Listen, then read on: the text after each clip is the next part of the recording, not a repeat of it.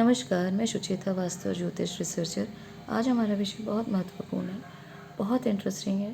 Specifically ये उन लोगों के लिए बहुत महत्वपूर्ण है जो ज्योतिष शास्त्र के स्टूडेंट हैं, वास्तु शास्त्र के स्टूडेंट हैं, या जो अपने वेद ग्रंथों को, अपने पुराणों को, अपने शास्त्रों को, सनातन धर्म को पढ़ना समझना चाहते हैं, उसका अनुयायी बनना चाहते हैं, परंतु वे पूरी तरह से उसके साइंटिफिक नोहाउ को, उसके वैज्ञानिक पहलुओं को नहीं समझ पाते। इसलिए कहीं ना कहीं ये चीज़ें हमारी पीछे रह जाती हैं कि हम जब तक इन अपने ग्रंथों को डिकोड नहीं करेंगे, शास्त्रों को नहीं समझेंगे, तो हमारे आगे आने वाली जनरेशन भी इससे पूरी तरह से कनेक्ट नहीं कर पाएगी।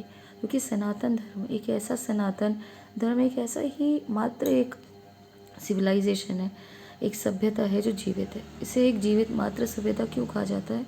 क्योंकि ये इसके पीछे हमारे हज़ारों हज़ार जनरेशन, कहना चाहिए पूरी पीढ़ियाँ लगी हैं हमारे ग्रंथों को, हमारे जो चीज़ों को सात्विक रूप से, सनातनी रूप से और वैज्ञानिक रूप से इसको सहेजा और संयोग इसको समेटा गया है। वरना बहुत सारी सभ्यता आई और बहुत सारी सभ्यता चली गई, जैसे कि मिस्र की है, ग्रीक, रोमन, ऐसी हज़ारों सभ्यता आती हैं चली जाती हैं, परंतु हमारी सभ्यता अखंड है और आगे भी अनादि अनादि तक ही हम इसका देखने वाले हैं, इसके प्रकाश को और बढ़ते हुए देखने वाले हैं। क्यों? क्योंकि इसके पीछे हम इसके साइंस को कनेक्ट नहीं कर पाते, और हमारे जो ऋषि मुनि जो इन्हीं विषयों को समझाने का प्रयास करते हैं। गलती कहाँ हो जाती है? जब हम कॉन्टेम्प्ररी किताबों को, पुस्तकों को समझने का, डिकोड करने का प्रयास करते हैं। जब तक आपके पास में प्राचीन ग्रंथ नहीं होंगे, प्राचीन शास्त्र नहीं होंगे, तब तक आप इन चीज़ों से कनेक्ट नहीं कर पाएंगे। क्योंकि समय के साथ में इसका कली का बहुत ही ज़्यादा गंदा प्रभाव आप देखेंगे। बहुत मेलिफिक इसको कर दिया गया है। कई जब हम ये कॉन्टेम्प्रेरी बुक्स ले आते हैं, भले ये हमारे शास्त्र ग्रंथ पुराणों में के ही क्यों ना हो, ज्योतिष या वास्तु के ही क्यों ना हो, लेकिन इनमें खतरनाक मिलावट हो गई है। तो इसको हमें डिकोड करना, समझना आवश्यक है। क्या मिलावट है, कहाँ मिलावट है, और हमारे प्राचीन ग्रंथों ने क्या कहा है, क्यों कहा है। तो खैर, हमारा विषय आज ये है कि हमने जो आपको जानकारी दी थी कि 3 महीने का जो ये समय है, ये बहुत बड़े परिवर्तन का है। आप अगर देख रहे होंगे, आपको जानकारी होगी कि इसी समय ग्रहण पड़ने वाला है, सूर्य ग्रहण 17 फरवरी को, और उसके बाद मार्च में एक और ग्रहण, चंद्र ग्रहण। ये ग्रहण का प्रभाव तो है ही, परंतु बहुत सारे ऐसे खतरनाक ग्रह और इनके नक्षत्रों का मूवमेंट हम देख रहे हैं।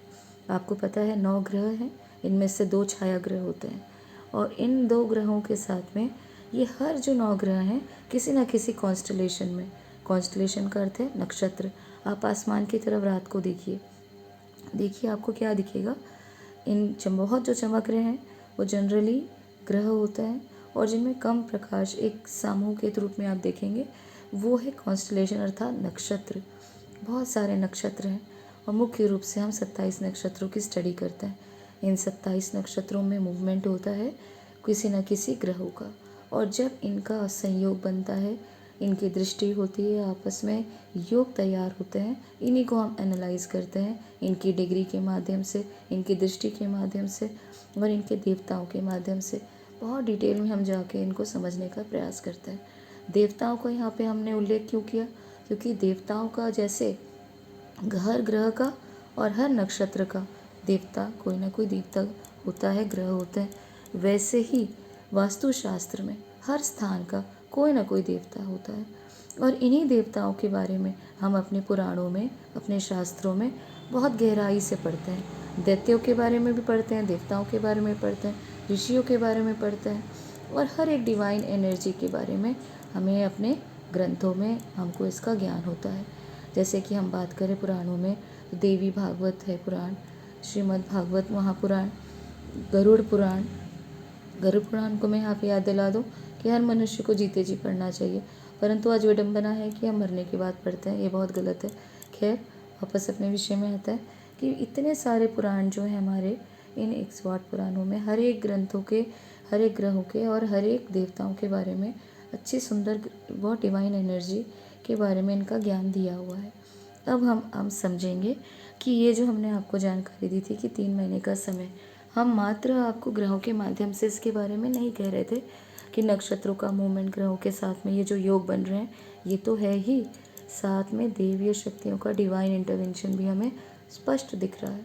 एनर्जी, जो भी लोग यहाँ एनर्जी सेंसिटिव हैं इसे इग्नोर नहीं कर सकते, ये नहीं कह सकते कि हाँ ये सारी चीज़ें हमको फील हो रही हैं। कई लोग बहुत ज़्यादा एनर्जी सेंसिटिव होते हैं, कई क्लेयरवाइंट होते हैं, यानी उनकी दिव्य दृष्टि साधना करके जागृत हो जाती है। कई ऑडियो जिनका रहता है, कई लोगों को नाद वृंद जो है वो सुनाई देता है। तो कहने का ये अर्थ है कि आप अपनी साधना के साथ में इसे जागृत करते हैं, परंतु ये बहुत कठिन नहीं है। अगर आप सात्विक हैं, सहज हैं, सरल हैं, तो आप धीरे धीरे इन एनर्जी के साथ कनेक्ट होते ही हैं। इसमें कोई बहुत बड़ी बात नहीं है। जितने आप सात्विक हैं, जितने सहज हैं, जितना आप रिदम में हैं, प्रकृति के साथ में, पर्यावरण के साथ में, आप जितने हारमोनी में हैं, आपको ये एनर्जी फील होती ही है। और आप इन्हीं एनर्जी के साथ, इन्हीं डिवाइन एनर्जी के साथ में अच्छी बुरी चीज़ों को आप कनेक्ट कर पाते हैं। इसी को आप साथ में जब देखते हैं कि हाँ ग्रहों में भी, जैसे आप पढ़ाई करते हैं, जैसे हमने बताया कि जब आप इसके बारे में डिटेल एनालिसिस करते हैं तो देखते हैं अच्छा ये साथ में ये चीज़ें हो रही हैं। देवी शक्तियों को आप जब साधना के माध्यम से फील करते हैं कि कुछ ना कुछ परिवर्तन होने वाला है, तो आप इसको सतही कह सकते हैं कि हाँ ये एक डिवाइन इंटरवेंशन है। चीज़ें बहुत सडन होती हुई नज़र आ रही हैं, बहुत लंबा समय नहीं लगेगा, अचानक भयानक चीज़ें प्रकृति में, पर्यावरण में, आपकी सोच में, आपके जीवन में ये परिवर्तन होंगे। और ये परिवर्तन आपको आर्थिक, शारीरिक, मानसिक हर तरीके से छूने वाले हैं। इसलिए आपको परेशान होने की आवश्यकता नहीं है। और हम जब ग्रहों की बात कर रहे हैं तो आज हम शनिदेव की बात करेंगे, क्योंकि शनिदेव एक ऐसे ग्रह हैं जिसके बारे में लोग ज़्यादातर डरते हैं। और हर एक व्यक्ति, क्योंकि ये न्याय के देवता हैं, तो इनका कोई ना कोई, ज़्यादातर लोग इनसे डर के मारे कोई ना कोई प्रयोग करते हैं। और आज तो डरने की बात है ही, बहुत खतरनाक बात हो गई है। शनिदेव जितने सहज और सरल हैं इतना उनकी डरने की बात नहीं थी, परंतु जो ये जगह जगह हमने आपको बताया कि जो दृष्टि बना दी गई है प्राण प्रतिष्ठित मूर्तियों के माध्यम से, अब वो जो ये दृष्टि है प्राण प्रतिष्ठित मूर्तियों में क्या होगा, शनिदेव की दृष्टि जागृत होगी। और ये 7-8 जो ये हर, जैसे मैंने बताया कि हर ग्रहों की दृष्टि होती है। सूर्य चंद्र की 7वीं दृष्टि होती है, राहु केतु की दृष्टि होती है 5, 7, 9, शनिदेव की भी 3 दृष्टियाँ होती हैं, सप्तम दृष्टि, तृतीय दृष्टि और नवम दृष्टि, अष्टम दृष्टि। तो ये जो दृष्टियाँ होती हैं ये डेफिनेटली इनका प्रभाव पड़ता है। अब जब जगह जगह शनिदेव की प्रतिष्ठित मूर्तियाँ हैं तो इनका प्रकोप आप बहुत भारी रूप में देखेंगे। आप जान रहे होंगे, देख रहे होंगे कि 5 साल पहले या कुछ साल पहले तक ये जगह जगह मंदिर नहीं बने होते थे। मंदिर भी बनाए जाते थे तो वहाँ भगवान शनिदेव की शिला होती थी, शिला में तेल चढ़ाते थे, लोग पूजा करते थे और अपनी जो भी पूजा पाठ के माध्यम से। परंतु ये मूर्ति का रूप ले लिए हैं तो साक्षात इसको आप शनिदेव मानिए। और जब ये दृष्टि मूर्ति में, तो आप उनकी आंखें नहीं बंद किए, लोग जगह जगह ये दृष्टि के उनके जब प्रकोप में आएंगे तो डेफिनेटली इनकी दृष्टियाँ कुछ अच्छा तो करेंगी नहीं। जहाँ दृष्टि जाएगी वहाँ पे, जैसे हनुमान जी की ठोड़ी में गई थी, भगवान गणेश की मुंडी में गई थी, तो क्या ली, प्रलय ही लाई एक तरीके से, जिसके ऊपर ये दृष्टि पड़ेगी। तो कहने का ये अर्थ है कि ये विषय हम आज शनिदेव के साथ जोड़कर देखेंगे, क्योंकि शनिदेव का जो ये गोचर अभी हो रहा है ये बहुत खतरनाक गोचर है। खतरनाक कहें या बहुत डिवाइन कहें, यह आपके ऊपर है, आपकी सोच कैसा है, आपका जीवन कैसा है, क्योंकि ये बहुत ही इंटरेस्टिंग गोचर होगा। क्यों, इसके बारे में बात करेंगे, डिटेल में बताएंगे, क्योंकि हमारा ये विषय बहुत डिटेल में समझने का है और इसको हम शास्त्रों के साथ में भी आपको समझाने का प्रयास करेंगे। ये गोचर हुआ है 20 मई को। 20 मई को ये गोचर हुआ है कहाँ पे, शनिदेव का गोचर नक्षत्र में, उत्तर भाद्रपद नक्षत्र में। उसके पहले शनिदेव कहाँ थे, पूर्व भाद्रपद नक्षत्र में। पूर्व भाद्रपद नक्षत्र किसका था, 2 मुँहे व्यक्ति का, जो कि अभी आपने देखा कि ट्रम्प हमेशा कोई ना कोई एक बात कर रहा है, कभी कुछ, कभी टैरिफ लगा रहा है, कभी टैरिफ हटा रहा है। तो ये चीज़ें थी कि अस्थिर थी, चीज़ें समझ में नहीं आ रही थी कि अब लेकिन चीज़ें जो होंगी वो बहुत ही ज़्यादा खतरनाक रूप से होंगी।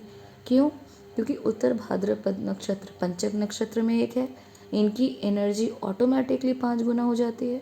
और ये कॉट के पीछे केस हैं, सिंबल वाइज आप देखेंगे, मैंने आपको बताया था हर एक नक्षत्र जो है किसी न किसी देवता के साथ, किसी न किसी सिंबल के साथ में ग्रहों का जुड़ा होता है और ये शनिदेव का अपना नक्षत्र है।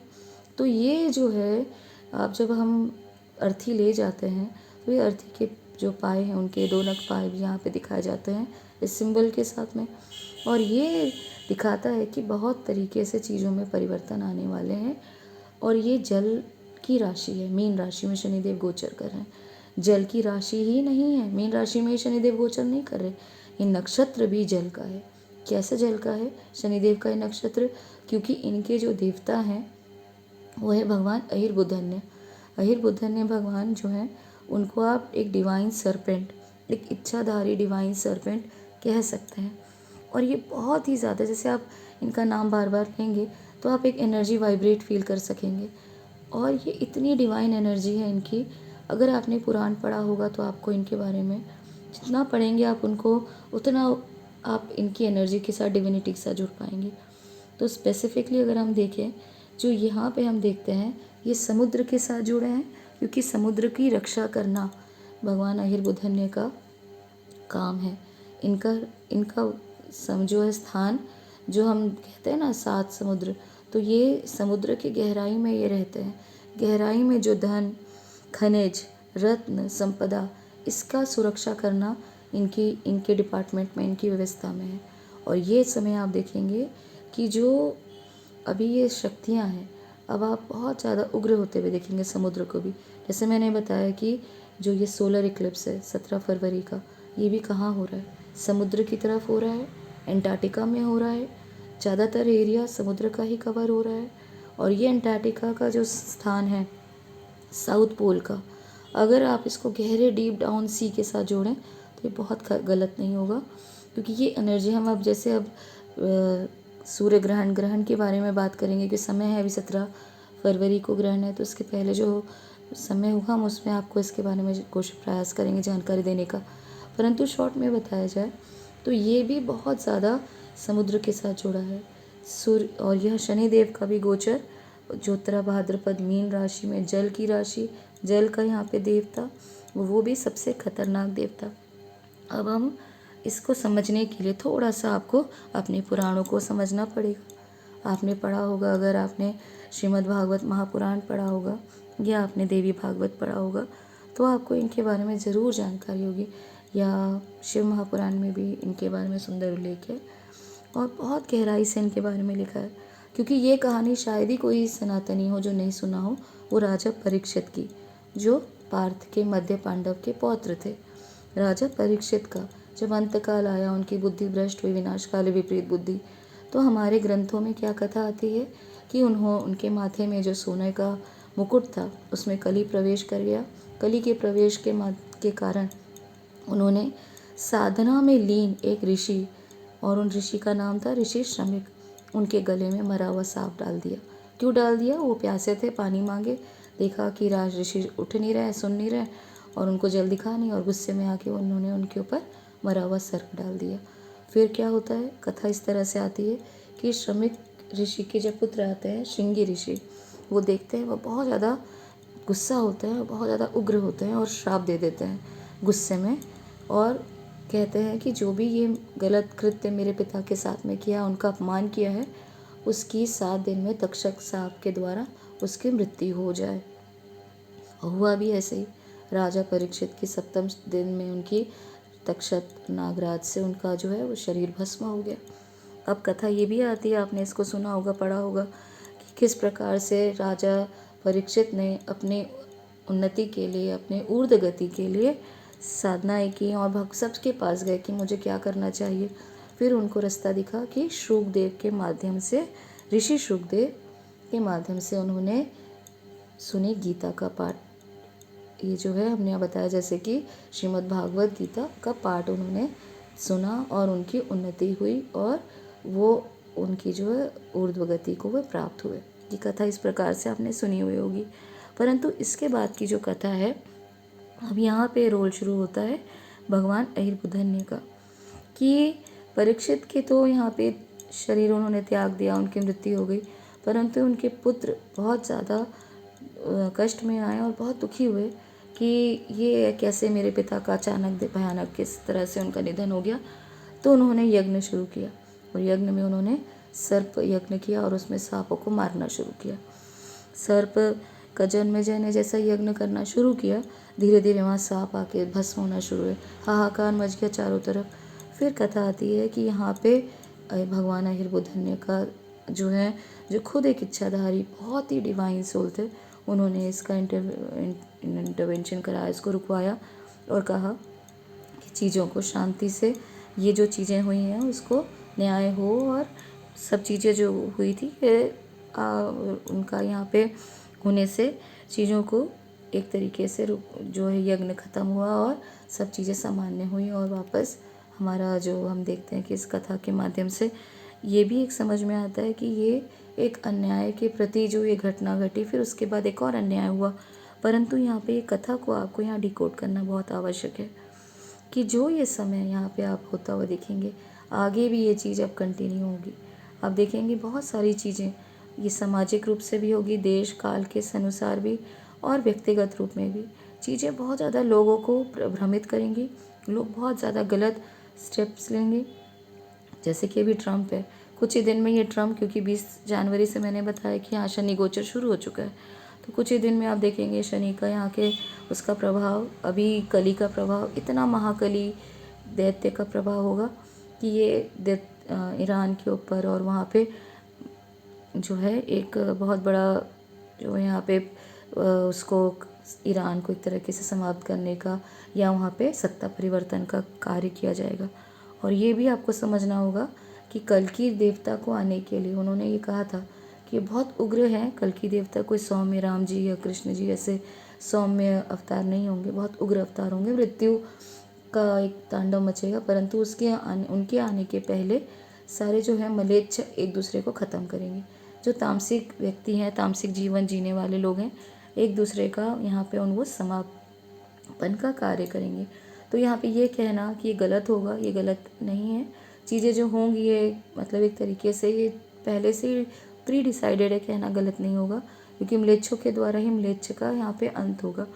तो एक तरीके से जो यहाँ पे जो नेगेटिविटी ही नेगेटिविटी को समाप्त करेगी बहुत ज़्यादा तरीके से, क्योंकि ईश्वर का यहाँ जब इंटरवेंशन होगा तो ये इतने बड़ी संख्या में म्लेच्छों को ख़त्म करने नहीं आएंगे। इस धर्म की स्थापना के साथ में जो है उनका बड़ा एक योगदान, बड़े प्राकृतिक पर्यावरण को और बड़े इनके जो हैं उद्देश्यों को पूर्ति के लिए यहाँ पे स्थापना हो रही। आने वाले जो है ये कल्कि अवतार का यहाँ पे जो हमने पहले भी बताया था आपको कई वीडियो के माध्यम से कि चीज़ें इस तरह से परिवर्तित होंगी, परंतु यहाँ पे आप देखेंगे कि मई तक में बहुत सारी चीज़ें, नेगेटिव चीज़ें आपस में ही ख़त्म हो जाएंगी।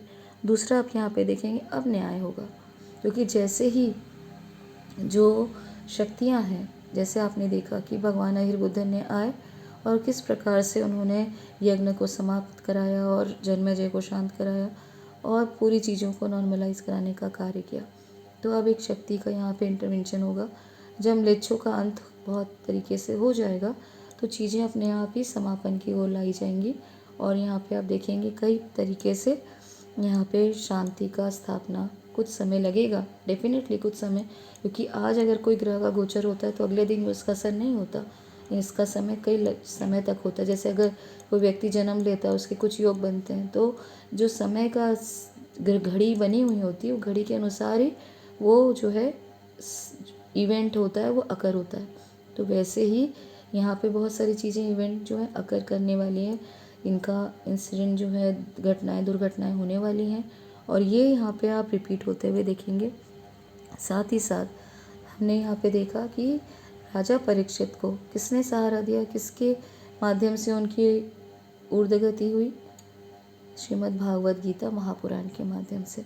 तो कहने का ये अर्थ है कि अब समय आ गया है कि अब हम भागवत गीता का है उसका पाठ करें। ज़्यादा पाठ नहीं कर सकते, कुछ श्लोकों का पाठ करें, क्योंकि ये ग्रंथ है जो सीधे तौर पर आपको कहीं ना कहीं आपके जीवन को, और कोशिश ये करिए कि जब आप स्वयं पाठ करते हैं तो उस एनर्जी को आप अपने साथ में बहुत डीपली कनेक्ट करते हैं।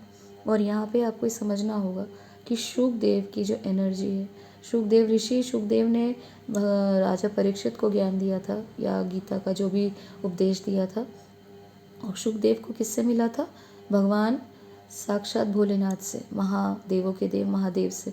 ये कथा तो अमरनाथ की आपको पता ही होगी कि अमरनाथ में माता को जब भगवान शिव जी ने अमर कथा बताना चाहा तो माता बीच में सो गई और यहाँ पे जो सूखा हुआ सड़ा हुआ अंडा था शुक का, वो जागृत हो गया, वो दिव्य हो गया और वही शुक ने पूरी कथा सुनी और यही शुकदेव ने भगवान जो है राजा परीक्षित को ज्ञान दिया। तो कहने का ये अर्थ है कि ये सारी जो एनर्जी जो जो आपस में जुड़ी हुई है, आप देखेंगे कि ये आपको बहुत ज़्यादा सहयोग देंगी, पॉजिटिविटी को समझने का प्रयास आप कर पाएंगे कि चेंजेस जो आने वाले हैं ये आपस में कहीं ना कहीं कनेक्टेड है। चीज़ों के साथ में ग्रहों का ग्रहण और इवेंट्स का भी कहीं ना कहीं कनेक्शन आप होते हुए देखेंगे। अगले वीडियो में हम बात करेंगे राहु की, जो स्वयं के नक्षत्र शतभिषा में, और ये भी बहुत इंटरेस्टिंग होने वाला है, आपको मैं बताऊंगी। तो अगर आपको ये ग्रह किस प्रकार से काम कर रहे हैं, किस प्रकार से इनके देवता और इनका प्रभाव होने वाला है, चीज़ों को इवेंट को आप किस प्रकार से डिकोड कर सकते हैं, तो ये आपके लिए बहुत इंटरेस्टिंग होगा। स्पेसिफिकली अगर आप सनातन धर्म के अनुयायी हैं तभी आप ये चीज़ें सुने, क्योंकि ये चीज़ें आपको कनेक्ट करने में, क्योंकि जो सनातन धर्मी है वही इस सब चीज़ों को, भगवान कल की देवता का आगमन या अवतार के बारे में विश्वास करेगा, वही मानेगा कि ये चीज़ें हुई हैं, हमारा इतिहास है, ये कोई मैथोलॉजी नहीं है, ये हमारे ऋषि मुनियों की परंपरा है जिसको हम सुनते हैं, समझते हैं और अपने जीवन में धारण करते हैं। तो मुझे लगता है ये जानकारी यहीं तक। अगर दी गई जानकारी आपको अच्छी लगे तो हमारे चैनल को सब्सक्राइब ज़रूर करें। धन्यवाद।